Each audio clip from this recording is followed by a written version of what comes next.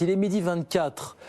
Je vous disais, on va parler quelques instants de cet épisode d'une rare violence, épisode de grêle qui s'est abattu sur plusieurs dizaines de départements ce week-end avec beaucoup d'images très fortes, des cultures absolument ravagées, des bâtiments dont les toits ont été lourdement endommagés. On va en parler avec Yannick Fialip qui est avec nous par téléphone. Bonjour Monsieur Fialip, merci d'être avec nous ce midi par téléphone. Bonjour, président de la Chambre d'agriculture de Haute-Loire, président de la commission économie de la FNSEA. On a entendu le ministre de l'Agriculture, Monsieur Fesneau, nous dire hier soir qu'on allait déclencher le dispositif calamité agricole. J'imagine que ce sont beaucoup d'aides financières, notamment que vous attendez désormais, que vos agriculteurs attendent, Monsieur Fialip. Oui, effectivement, avec un épisode intense d'orage un peu sur tout le territoire français qui est survenu vendredi et samedi, avec des orages de grêle et des fortes précipitations qui ont causé des dégâts importants sur nos cultures. Oui. On attend que l'État soit au rendez-vous et que notamment le fonds des calamités soit actionné pour donner des perspectives à ces agriculteurs qui ont été fortement touchés. Au-delà des aides d'urgence qui, on vous le souhaite en tout cas, vont arriver très très vite, il y a une réflexion qui n'est pas nouvelle, Monsieur Fialip, sur la nécessité de l'agriculture. Alors c'est quoi? À s'adapter ou à revoir de fond en comble son modèle pour s'adapter à des événements climatiques, on le voit, qui vont être de plus en plus violents? Où est-ce qu'on en est aujourd'hui de cette réflexion? Et pour vous, c'est quoi la stratégie sur le long terme finalement aujourd'hui? Alors, je dirais qu'il faut travailler sur plusieurs possibilités. Déjà de rappeler que notre usine, nous, agriculteurs, elle est à ciel ouvert. Et qu'on peut s'adapter, mais qu'on restera toujours sujet aux aléas climatiques et que ce n'est pas simple, notamment dans un pays comme la France, qui a des productions plutôt de printemps. Et donc, avec les orages de grêle et les fortes intempéries qu'on a vécues, c'est un moment où la pousse des récoltes est les plus importante et les plus fragiles qui surviennent ces éléments-là. Donc on travaille sur des sujets d'adaptation sur le changement climatique avec des variétés plus résistantes, à des épisodes de sécheresse, à du gel, à des variétés qui sont peut-être en termes de potentiel, qui feront peut-être un peu moins de rendement, mais qui seront capables de passer des moments difficiles, à des espèces pareilles.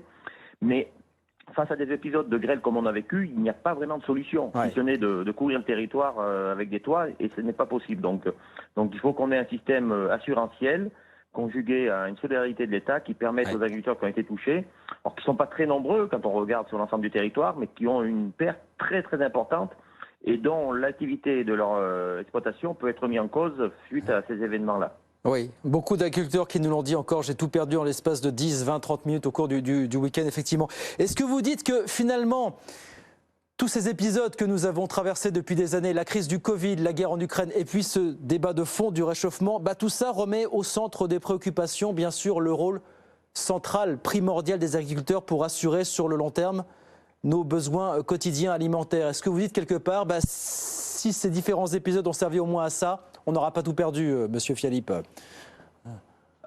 Oui, je pense que depuis 2 ans avec le Covid et puis ce qui se passe à l'est de l'Europe avec la guerre en Ukraine nous rappelle que l'alimentation est un bien essentiel et que pour le produire, c'est du vivant.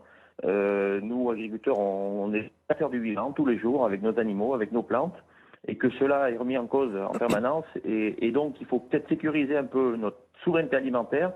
Un débat qui redevient essentiel dans un continent européen qui avait peut-être délaissé un peu ce sujet à travers les différentes politiques agricoles qu'on avait connues au niveau de l'Europe, mais même dans l'État français où on pensait que les biens alimentaires étaient suffisants pour les années à venir. On voit que c'est remis en cause avec ces aléas climatiques. Avec aujourd'hui un rôle réaffirmé central des agriculteurs. Il nous reste 1 minute. J'ai une dernière question à vous poser, Monsieur Fialip, qui a trait à une autre actualité. C'est ce fameux chèque alimentaire sur lequel le gouvernement travaille depuis un certain temps. Vous avez compris à l'origine qu'il s'agissait d'aider les Français, notamment les plus démunis, à acquérir des produits alimentaires frais, dont les prix sont parfois un petit peu rédhibitoires. Sauf que là, on voit qu'on est en train de se diriger vers quelque chose qui serait plus largement un chèque anti-inflation, où l'on pourrait ensuite aller acheter, consommer des produits divers et variés en grande surface. Est-ce que vous avez l'impression qu'on a changé un petit peu de philosophie? Est-ce que vous le déplorez, vous, aujourd'hui, finalement? Alors, nous, on fait un travail auprès des ministères pour les convaincre que si on doit mettre une aide alimentation auprès des plus démunis, il faut que ça serve à l'économie française. On ne peut pas continuer dans ce pays à distribuer des aides sociales sans avoir une garantie que ces aides-là créent de la richesse dans notre pays. On a trop souvent donné des aides qui ont été créées de la richesse de l'autre côté de la planète. Et donc, sur l'alimentation, s'il y a un chèque alimentation qui se met en place, il faut absolument que ça serve les agriculteurs français et la souveraineté alimentaire des Français. Je crois qu'on a des bons produits en France, on est capable d'avoir une bonne alimentation, et donc il faut qu'on flèche ce chèque alimentaire sur les produits qu'on est capable de produire sur nos exploitations. Mais vous entendez l'argument selon lequel là, ça serait donné un chèque pour acheter des produits frais dont le prix est parfois plus élevé que des denrées de base comme, disons-le franchement, un paquet de pâtes ou tout simplement. C'est un argument qui compte dans cette période où le pouvoir d'achat est contraint. Qu'est-ce que vous répondez à cet argument, vous, Monsieur Fialip? Alors oui, on peut comprendre, mais il me semble que les plus démunis aujourd'hui, quand on voit leur budget qui s'est restreint avec la période d'inflation qu'on vit, pour beaucoup, c'est d'avoir accès déjà à l'alimentation suffisante.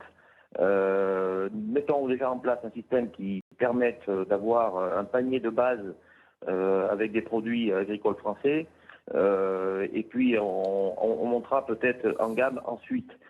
Il ne faudrait pas que ce chèque alimentation, s'il n'est pas suffisamment ciblé, fasse un appel d'air sur des produits d'importation qui ne répondent déjà pas aux normes françaises de production et qui serait un peu une aide déguisée à l'économie des pays qui nous amènent des produits en France. Donc je pense aux pays du Maghreb ou même à l'Espagne sur certains produits. Donc faisons attention que ce chèque alimentaire aille servir avant tout des produits français qu'on a sur l'exploitation. Et peut-être qu'au final, il faut qu'on réfléchisse à cela, ça permettra de recréer de l'emploi dans des filières agricoles françaises qui seraient peut-être une porte de sortie pour ces plus démunis et qui ne seraient peut-être plus assistés, qui retrouveraient du travail et donc une vie un peu normale, comme on peut tous la prétendre dans cette société française. Voilà, les discussions continuent en tout cas au niveau ministériel, s'agissant de ce chèque alimentaire, alimentation, appelons-le comme on veut, ou chèque inflation, on verra comment le vocable évolue.